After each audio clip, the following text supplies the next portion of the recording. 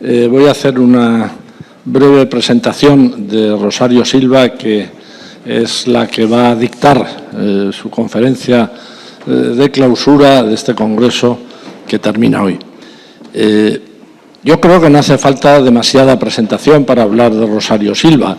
Como todos sabéis, es abogada del Estado. Sus primeros destinos fueron en Málaga, en el Servicio Jurídico, en el Ministerio de Transportes y en el de Asuntos Exteriores. Posteriormente, fue abogado del Estado jefe de la Abogacía del Estado ante el Tribunal de Justicia de la Unión Europea y agente del Reino de España ante dicho tribunal, subdirectora general de Asistencia Jurídica Comunitaria e Internacional, jefe de la delegación española en el grupo ad hoc del Consejo Tribunal de Justicia. Y, finalmente, culminó su carrera en Europa como juez del Tribunal de Justicia de la Unión Europea entre los años 2003 y 2021 y fue durante este tiempo presidente de la Sala Primera y de la Sala Segunda y vicepresidenta del Tribunal. Tiene la encomienda de la Orden de Isabel la Católica, la Gran Cruz del Mérito Civil y la Gran Cruz de San Raimundo de Peñafort. La verdad es que podemos decir que Rosario Silva ha sido una verdadera adelantada en Europa, porque desde el inicio de su carrera profesional ha estado en la Unión Europea y realmente yo creo que es un orgullo para todos, desde luego a los efectos del Congreso, para todos nosotros, que esté aquí hoy y que nos pueda ilustrar. En segundo lugar, es un orgullo, yo creo, para todos los miembros de la abogacía del Estado y, finalmente, es un orgullo para España que haya desempeñado estos puestos de tanta relevancia y tanta importancia en Europa. Por tanto, te doy la palabra, Rosario, para tu conferencia. Muchas gracias. Muchísimas gracias, Juan. Pues para mí también es un gusto estar hoy aquí clausurando este congreso de CIMA con tantos amigos y compañeros que hacía algunos tiempo que no veía y que de todos guardo un recuerdo estupendo. El tema que he escogido para esta conferencia es Estado de Derecho y Unión Europea. Para ello hay que partir del hecho de que la Unión Europea, como comunidad de derecho, se basa en una serie de valores y principios que son comunes a los Estados miembros, pero además también son propios de la Unión. Es cierto que en los tratados constitutivos de las comunidades europeas no existía una referencia explícita a estos valores y principios. Se trataba de tratados de naturaleza esencialmente económica, unos sectoriales como la CECA y el Euratom y otro general como la CE, pero fue en el Tratado de Maastricht, que entró en vigor el 1 de noviembre de 1992, cuando la referencia a los valores democráticos y entre ellos al Estado de Derecho se integra en los tratados. En la actualidad, los valores y principios de la Unión se encuentran recogidos en el artículo 2 del Tratado de la Unión Europea, que estipula que la Unión se fundamenta en los valores de respeto a la dignidad humana, libertad, democracia, igualdad, Estado de Derecho y respeto de los derechos humanos, incluidos los derechos de las personas pertenecientes a minorías. Estos valores son comunes a los Estados miembros en una sociedad caracterizada por el pluralismo, la no discriminación, la tolerancia, la justicia, la solidaridad y la igualdad entre hombres y mujeres.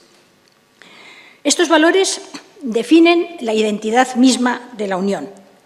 como ordenamiento jurídico con características específicas,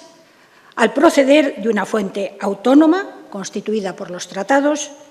estar dotado de primacía sobre los derechos de los Estados miembros y gozar de efecto directo toda una serie de sus disposiciones aplicables a sus nacionales y a ellos mismos. Estas características han dado lugar a una red estructurada de principios, normas y relaciones jurídicas mutuamente interdependientes que vinculan recíprocamente a la propia Unión y a sus Estados miembros entre sí, los cuales, como sabemos, están comprometidos en un proceso creador de una unión cada vez más estrecha entre los pueblos de Europa. Los valores enumerados en el artículo 2 del TUE son valores comunes a todos los Estados miembros. Como el Tribunal de Justicia ha afirmado en la sentencia de 6 de marzo de 2018, ACMEA, que creo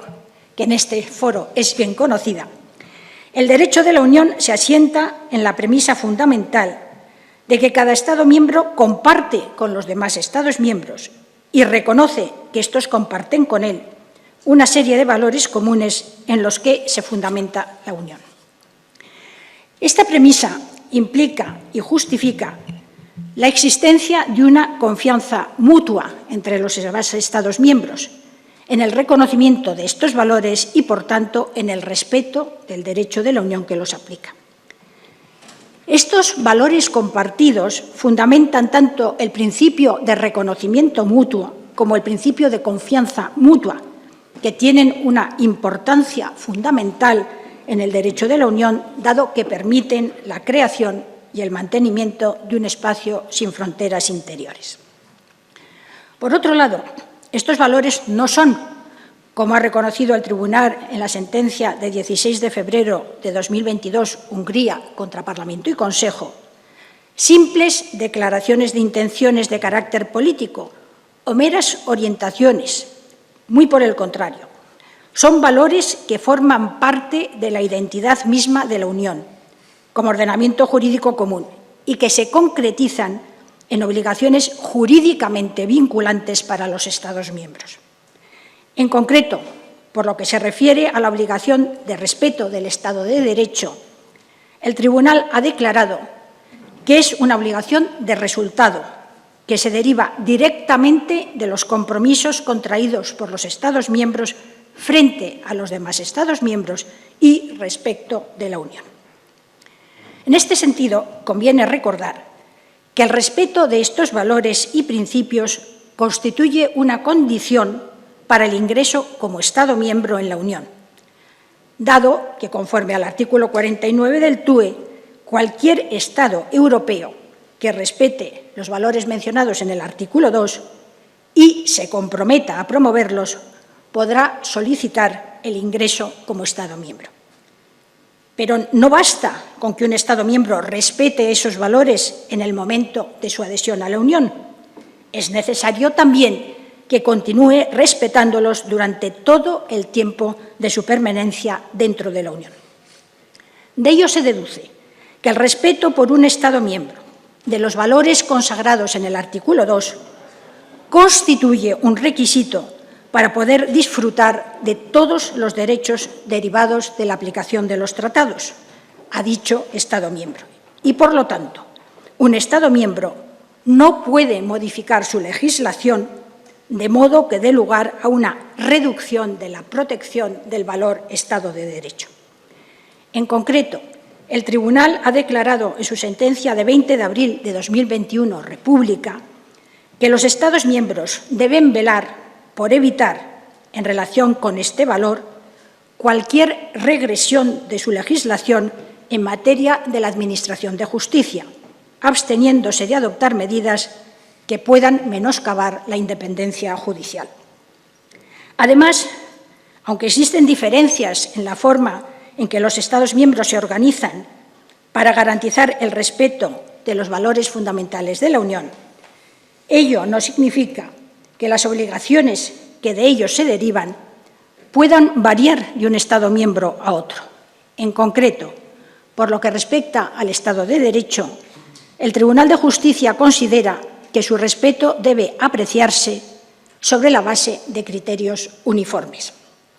Por otro lado, y como ha reconocido el Tribunal de Justicia en el dictamen 2/13, en el corazón de la construcción jurídica de la Unión se encuentran los derechos fundamentales, cuyo respeto constituye un requisito de legalidad de los actos de la Unión, de tal forma que no pueden admitirse en la Unión medidas incompatibles con estos mismos derechos. A este respecto, debemos recordar que desde la entrada en vigor del Tratado de Lisboa, la Carta de los Derechos Fundamentales de la Unión Europea permite a esta contar con un texto jurídicamente vinculante en el que se reconocen los derechos y libertades fundamentales que deben ser respetados por las instituciones, órganos y organismos de la Unión, así como por los Estados miembros cuando apliquen el derecho de la Unión. Centrándonos ya en lo que es el valor Estado de Derecho, el concepto de Estado de Derecho emana, en primer lugar, de los ordenamientos jurídicos de los Estados miembros para incorporarse después en los tratados. Sin embargo, el carácter autónomo del ordenamiento jurídico de la Unión ha llevado al Tribunal a desarrollar el valor del Estado de Derecho de manera autónoma y a calificarlo como valor común de la Unión y de los Estados miembros que forma parte de los propios fundamentos de la Unión y de su ordenamiento jurídico. El Tribunal ha incluido dentro del valor Estado de Derecho principios jurídicos universales como la seguridad jurídica, la separación de poderes o el principio de legalidad.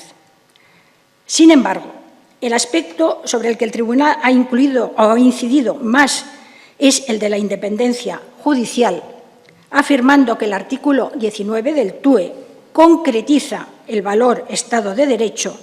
e impone a los órganos jurisdiccionales nacionales y al Tribunal de Justicia la obligación de garantizar la plena aplicación del derecho de la Unión en el conjunto de los Estados miembros y la tutela judicial efectiva de los derechos que este ordenamiento jurídico confiere a los justiciables. Como el Tribunal ha declarado en la sentencia de 19 de noviembre de 2019 acá, la necesidad de independencia de los jueces está integrada en el contenido esencial del derecho fundamental a la tutela judicial efectiva y del derecho a un proceso equitativo, que reviste una importancia capital como garante de la protección del conjunto de los derechos que el derecho de la Unión confiere a los justiciables y de la salvaguardia de los valores comunes de los Estados miembros enumerados en el artículo 2, en particular del valor del Estado de Derecho. De acuerdo con la jurisprudencia reiterada del Tribunal de Justicia, conforme al principio de separación de poderes que caracteriza el funcionamiento de un Estado de Derecho, debe garantizarse la independencia de los tribunales, en particular frente a los poderes legislativo y ejecutivo. Si ninguna norma del derecho de la Unión impone a los Estados miembros un modelo constitucional concreto que regule las relaciones entre los diferentes poderes del Estado, sin embargo, los Estados miembros deben respetar las exigencias de independencia de los órganos jurisdiccionales que se derivan de los artículos 2 y 19 del TUE y 47 de la Carta. Esta necesaria independencia de los tribunales frente a las injerencias de otros poderes del Estado ha sido examinada por el Tribunal de Justicia en relación, por ejemplo, con los procedimientos de nombramiento de los jueces. También lo ha hecho en relación con los procedimientos que rigen la adscripción de los jueces en comisión de servicios, las normas relativas al régimen disciplinario, las que rigen la edad de jubilación y la eventual prórroga del ejercicio de la función de juez una vez alcanzada dicha edad, y las relativas a la composición de determinados órganos jurisdiccionales. En todos estos asuntos, el Tribunal insiste en que resulta importante que los jueces se encuentren protegidos frente a intervenciones o presiones externas que puedan amenazar su independencia. Las reglas aplicables al Estatuto de los Jueces y al ejercicio de sus funciones jurisdiccionales deben también permitir excluir no solo cualquier influencia directa en forma de instrucciones, sino también las formas de influencia indirecta que pudieran orientar las decisiones de los jueces de que se trate y evitar de este modo una falta de apariencia de independencia o de imparcialidad de esos jueces que pudiera menoscabar la confianza que la Administración de Justicia debe inspirar en los justiciables en una sociedad democrática y en un Estado de Derecho. Por otro lado, el artículo 2, apartado A, del Reglamento 2020-2092, relativo al régimen general de condicionalidad, declara que a los efectos de dicho reglamento se entenderá por Estado de Derecho el valor consagrado en el artículo 2 del TUE, que comprende los principios de legalidad, que implica un proceso legislativo transparente, democrático, pluralista y sujeto a rendición de cuentas, de seguridad jurídica, de prohibición de la arbitrariedad del Poder Ejecutivo, de tutela judicial efectiva que incluye el acceso a la justicia por parte de órganos jurisdiccionales independientes e imparciales, también en lo que respecta a los derechos fundamentales, de separación de poderes y de no discriminación e igualdad ante la ley. El Tribunal, en su sentencia de 16 de febrero de 2022, Polonia y Hungría contra Parlamento y Consejo, declaró que este artículo no pretende definir exhaustivamente el concepto de Estado de Derecho, sino que se limita a especificar a los solos efectos de dicho reglamento varios de los principios que abarca y que, según el legislador de la Unión, son los más pertinentes en relación con el objeto de este reglamento, que es garantizar la protección del presupuesto de la Unión. Igualmente, los artículos 47 a 50 de la Carta, que forman parte del título sexto denominado Justicia, garantizan respectivamente el derecho a un recurso efectivo y a acceder a un tribunal imparcial, la presunción de inocencia y los derechos de la defensa, los principios de legalidad y proporcionalidad de los delitos y las penas y el derecho a no ser juzgado o condenado penalmente 2 veces por la misma infracción. Por último, como el Tribunal ha reconocido en la sentencia de 16 de febrero de 2022 que antes mencionábamos, aunque de acuerdo con lo previsto en el artículo 4, apartado 2 del TUE, la Unión debe respetar la identidad nacional de los Estados miembros, inherente a las estructuras fundamentales, políticas y constitucionales de estos, de modo que disponen de un cierto margen de apreciación para garantizar la aplicación de los principios del Estado de Derecho. De ello no se deriva, en modo alguno, que la obligación de resultado de respetar el Estado de Derecho pueda variar de un Estado miembro a otro. En efecto, los Estados miembros, aún teniendo identidades nacionales distintas, inherentes a sus estructuras fundamentales políticas y constitucionales, que la Unión respeta, se adhieren a un concepto de Estado de Derecho que comparten como valor común a sus propias tradiciones constitucionales y que se han comprometido a respetar de forma continuada. Dado que los valores reconocidos en el artículo 2 definen, como hemos dicho, la identidad misma de la Unión, ésta debe tener la posibilidad de defenderlos. Pues bien, el derecho de la Unión cuenta con una serie de mecanismos que garantizan el respeto de estos valores y principios por parte tanto de las instituciones de la Unión como de los Estados miembros. El primero de estos mecanismos es el procedimiento contemplado en el artículo 7 del TUE, el cual tiene por finalidad permitir al Consejo sancionar las violaciones graves y persistentes de los valores contenidos en el artículo 2 para obligar al Estado miembro de que se trate a poner fin a dichas violaciones. Como ha recordado el Tribunal en sus sentencias de 16 de febrero de 2022, ante 2 recursos de anulación interpuestos por Hungría y Polonia contra el reglamento de condicionalidad, el ámbito de aplicación del procedimiento previsto en el artículo 7 abarca la totalidad de los valores contenidos en el artículo 2, Además, el artículo 7 permite cubrir cualquier violación grave y persistente de los valores contenidos en este artículo. En cuanto a las condiciones para la apertura de este procedimiento, conforme al apartado primero del artículo 7, es necesario que exista un riesgo claro de violación grave por un Estado miembro de los valores del artículo 2, correspondiendo el derecho de iniciativa a un tercio de los Estados miembros, al Parlamento Europeo o a la Comisión. Posteriormente, el Consejo, por mayoría de 4/5 de sus miembros y previa aprobación del Parlamento, habiendo oído al Estado miembro de que se trate, podrá constatar la existencia de dicho riesgo. La segunda etapa de este procedimiento se encuentra regulada en el apartado 2 y consiste en la constatación por el Consejo Europeo, por unanimidad, previa audiencia del Estado miembro de que se trate y a propuesta de un tercio de los Estados miembros o de la Comisión y previa aprobación del Parlamento, de la existencia de una violación grave y persistente de los valores contemplados en el artículo 2. En cuanto a las medidas que pueden adoptarse, consisten en la suspensión de determinados derechos derivados de la aplicación de los tratados al Estado miembro en cuestión, incluidos los derechos de voto del representante del Gobierno de ese Estado miembro en el Consejo. El Tribunal de Justicia ha tenido ya que pronunciarse en 3 ocasiones sobre el procedimiento del artículo 7. En la primera fue en la sentencia del 25 de julio de 2018 LM,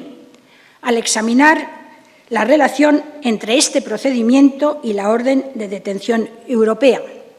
afirmando que la posibilidad de no ejecutar una orden de detención europea porque se constate que en el Estado miembro emisor existe un riesgo real de que se viole el contenido esencial del derecho fundamental a un proceso equitativo, debido a deficiencias sistemáticas o generalizadas del Poder Judicial de ese Estado miembro, que pueden comprometer la independencia de los órganos jurisdiccionales de dicho Estado, exige también, en el caso de que el Estado emisor haya sido objeto de una propuesta motivada de la Comisión de conformidad con el artículo 7, apartado 1, que la autoridad judicial de ejecución compruebe concreta y precisamente si en las circunstancias del caso de autos existen razones serias y fundadas para creer que la persona buscada, tras su entrega al Estado miembro emisor, correrá ese riesgo. La segunda es la sentencia de 3 de junio de 2021, Hungría contra Parlamento Europeo. Aquí se trataba de resolver un recurso de anulación interpuesto por Hungría contra una resolución del Parlamento Europeo en la que este último solicitaba al Consejo que, de conformidad con el artículo 7, apartado 1, constatase la existencia de un riesgo claro de violación grave por parte de Hungría de los valores en los que se fundamenta la Unión. El Tribunal declaró que este tipo de resoluciones son susceptibles de recurso, que el plazo para interponerlo es de 2 meses a partir de su adopción y que, a los efectos del cálculo de la mayoría necesaria para adoptar la resolución recurrida, es decir, 2/3 de los votos emitidos, no procede tener en cuenta las abstenciones. La tercera y última hasta el momento es la sentencia de 16 de febrero de 2022, Hungría y Polonia contra Parlamento y Consejo, en el que se reconoció el carácter no exclusivo del procedimiento del artículo 7, admitiendo que el legislador de la Unión puede establecer otros procedimientos que también se refieran a los valores del artículo 2, pero que tengan un objeto y persigan un objetivo distinto del artículo 7. En segundo lugar, tenemos el recurso de incumplimiento previsto en los artículos 258 a 260 del TFUE, que permite a la Comisión o a un Estado miembro demandar a otro Estado miembro ante el Tribunal por haber incumplido las obligaciones que le incumben en virtud de los tratados. Este mecanismo ha sido utilizado por la Comisión en 6 ocasiones, demandando en 5 a Polonia por violación del artículo 19, que, como el Tribunal ha afirmado de forma reiterada, concretiza el valor del Estado de Derecho, y una a Hungría por incumplir las obligaciones que se derivan del artículo 2 al adoptar una ley, que es la Ley 79 de 2021, que introduce medidas más severas contra los delincuentes pedófilos y modifica determinadas leyes para proteger a los niños. Así, en el asunto C-619-18, la Comisión demandó a Polonia por incumplimiento de las obligaciones que incumben a este Estado miembro en virtud del artículo 19 del TUE en relación con el artículo 47 de la Carta, al reducir la edad de jubilación de los jueces del Tribunal Supremo y aplicar esta medida a los jueces de dicho tribunal en ejercicio nombrados antes del 3 de abril de 2018. Y, por otra parte, al atribuir al presidente de la República la facultad discrecional para otorgar la prórroga de la función jurisdiccional en activo de los jueces de ese tribunal una vez alcanzada la edad de jubilación. El Tribunal de Justicia estimó el recurso de la Comisión al considerar que, aunque es posible reducir la edad de jubilación de los miembros de la carrera judicial, sin embargo, es necesario que tal medida esté justificada por un motivo legítimo y sea proporcionada en relación con este, y siempre que no permita suscitar dudas legítimas en el ánimo de los justiciables en lo que respecta a la impermeabilidad del tribunal de que se trate frente a elementos externos y a su neutralidad en relación con los intereses en litigio. En el asunto de autos, el tribunal consideró que la exposición de motivos de la nueva ley del Tribunal Supremo contenía aspectos que podían suscitar dudas en cuanto a que la reforma de la edad de jubilación de los jueces en ejercicio del Tribunal Supremo estuviera inspirada no en fomentar el establecimiento de una estructura por edades más equilibrada, facilitando el acceso de los jóvenes, como alegaba Polonia, sino en la voluntad de apartar a un determinado grupo de jueces. En cuanto a la facultad reconocida al presidente de la República de decidir si concede o no una prórroga del ejercicio de la función jurisdiccional, el tribunal entendió que no basta también por sí sola para concluir que se ha violado el principio de independencia judicial. Sin embargo, y como ocurría con la reducción de la edad de jubilación, las condiciones materiales y las normas de procedimiento que rigen la adopción de tales decisiones no pueden suscitar dudas legítimas en el ánimo de los justiciables en lo que respecta a la impermeabilidad de los jueces frente a elementos externos y a su neutralidad en relación con los intereses en juego. En el caso de autos, el Tribunal de Justicia entendió que las condiciones y las normas de procedimiento a las que la nueva ley del Tribunal Supremo supeditaba la prórroga del mandato de juez del Tribunal Supremo no satisfacían tales exigencias, dado que dicha prórroga quedaba sujeta a una decisión del presidente de la República que tenía carácter discrecional, por cuanto su adopción no estaba sometida a ningún criterio objetivo y verificable y no debía ser motivada. En tercer lugar, tenemos las medidas cautelares, porque el artículo 279 del TFUE establece que el Tribunal de Justicia podrá ordenar las medidas provisionales necesarias en los asuntos de que esté conociendo. Conforme a los artículos 160 a 166 del Reglamento de Procedimiento del Tribunal, una demanda de medidas provisionales solo es admisible si proviene de una de las partes en el asunto del que conoce el Tribunal y la competencia para pronunciarse corresponde al vicepresidente del Tribunal, que puede, si lo desea, atribuírselo al Tribunal en pleno, en gran sala. Según la jurisprudencia constante del Tribunal de Justicia, para otorgar una medida cautelar es necesario que concurran las siguientes condiciones. Primero, que se establezca que su otorgamiento se justifica de hecho y de derecho, a primera vista, es decir, el fumus boni iuris. Y segundo, que sean urgentes en el sentido de que sea necesario para evitar un perjuicio grave e irreparable a los intereses de las partes que lo solicita, que se adopten y produzcan sus efectos antes de la decisión del asunto principal. Además, el juez del procedimiento cautelar debe proceder igualmente, en su caso, a la ponderación de los intereses en juego. El Tribunal ha tenido que pronunciarse hasta la fecha en 5 ocasiones sobre solicitudes de medidas cautelares por parte de la Comisión en recursos interpuestos por dicha institución contra Polonia por incumplimiento de las obligaciones que incumben a ese Estado miembro sobre la base del artículo 19 del TUE. Me gustaría destacar uno, el auto del vicepresidente del Tribunal de 27 de octubre de 2021, dictado en un asunto C-204-21R, Comisión contra Polonia, en el que la Comisión solicitó del Tribunal que condenase a Polonia al pago de una multa coercitiva diaria al presupuesto de la Unión, a fin de incitar a ese Estado miembro a dar cumplimiento a la mayor brevedad a las obligaciones que le incumbían en virtud de otro auto de medidas cautelares de la vicepresidenta de 14 de julio de 2021. El Tribunal accedió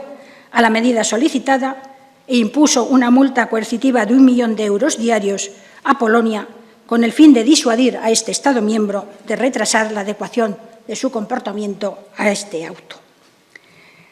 En cuarto lugar, tenemos las cuestiones prejudiciales. Pues, aunque el Tribunal no puede, a través de una cuestión prejudicial, declarar el incumplimiento de un Estado miembro, sin embargo, sí puede dar al órgano jurisdiccional nacional los elementos de interpretación del derecho de la Unión que pueden serle útiles para determinar si la legislación nacional es o no incompatible con el derecho de la Unión.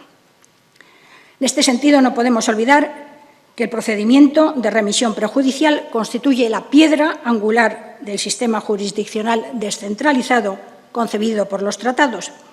al establecer un diálogo de juez a juez entre el Tribunal de Justicia y los órganos jurisdiccionales de los Estados miembros, que tiene como finalidad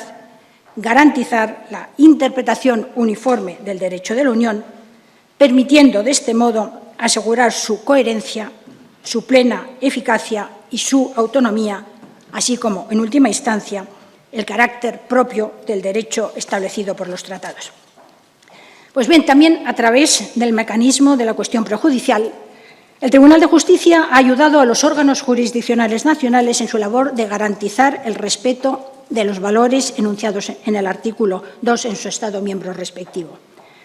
Esto es lo que el Tribunal de Justicia ha hecho en las sentencias, por ejemplo, AK, WZ, YP, Craiova, Rada, Sadovica,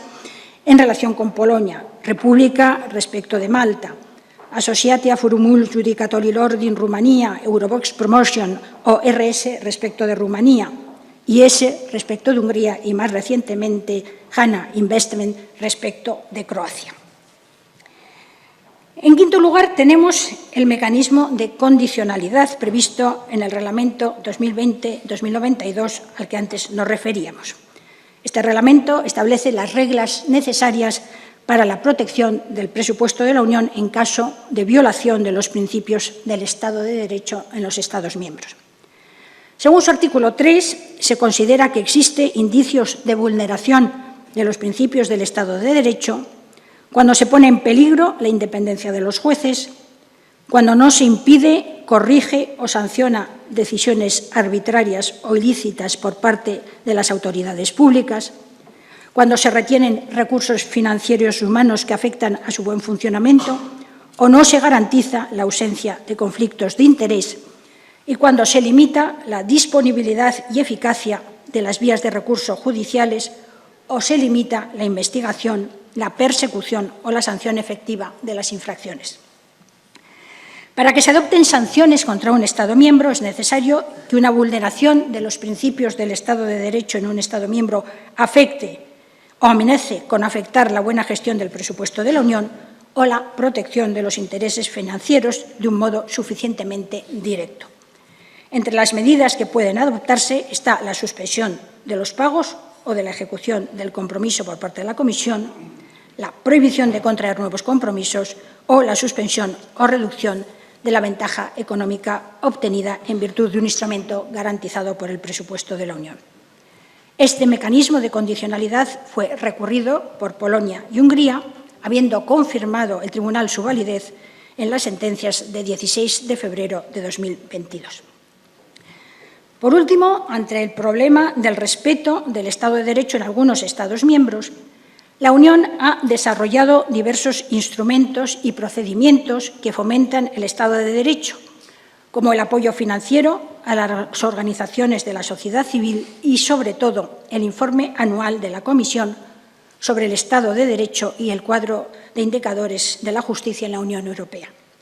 Este informe refleja la situación de cada Estado miembro en relación con las exigencias del derecho de la Unión y también de las recomendaciones y dictamen del Consejo de Europa.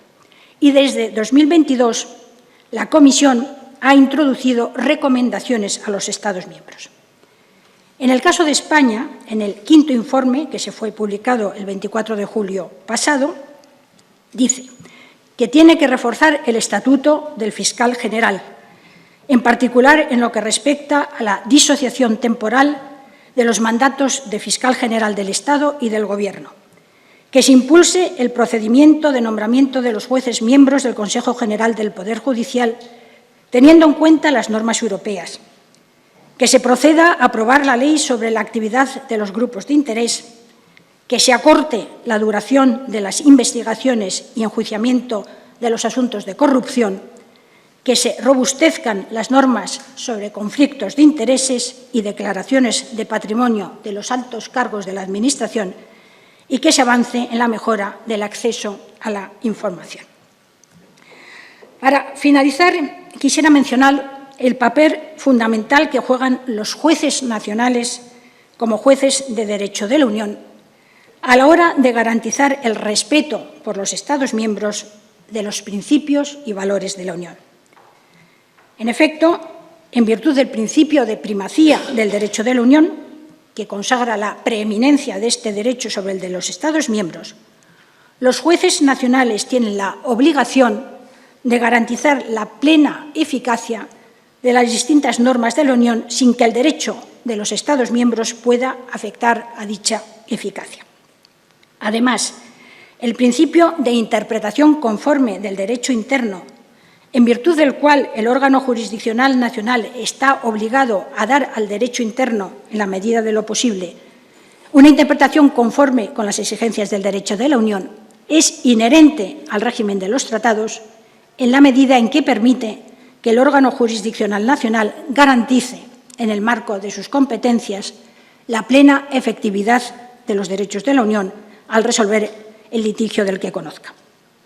Si no fuera posible una interpretación conforme, el juez nacional tendrá la obligación de dejar inaplicada, si fuera necesario, cualquier disposición contraria de la legislación nacional, sin que deba esperar o solicitar su previa eliminación por vía legislativa o mediante cualquier otro procedimiento constitucional.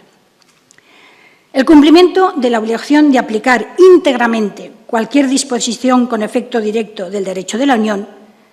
ha de considerarse indispensable para garantizar la plena aplicación de este derecho en todos los Estados miembros y también como una condición necesaria para garantizar el respeto de la igualdad entre los Estados miembros ante los tratados, que excluye la posibilidad de hacer prevalecer contra el ordenamiento jurídico de la Unión una medida unilateral de cualquier tipo y constituye una manifestación del principio de cooperación leal que está enunciado en el artículo 4, apartado 3 del TUE. Por tanto, es incompatible con las exigencias inherentes a la propia naturaleza del derecho de la Unión toda norma o práctica nacional que tenga por efecto disminuir la eficacia del derecho de la Unión por el hecho de negar al juez competente para aplicar ese derecho la facultad de hacer en el momento mismo de dicha aplicación cuanto sea necesario para descartar las disposiciones o prácticas nacionales que, en su caso,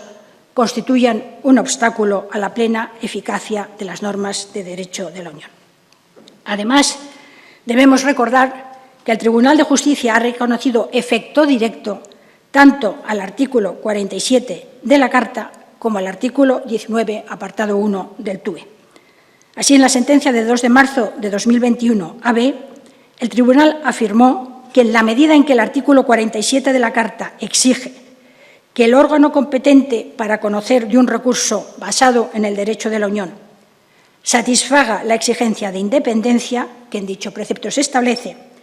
esta exigencia presenta la claridad, la precisión y la incondicionalidad requeridas para que pueda concluirse que tiene efecto directo. Igualmente, el artículo 19, apartado 1 del TUE,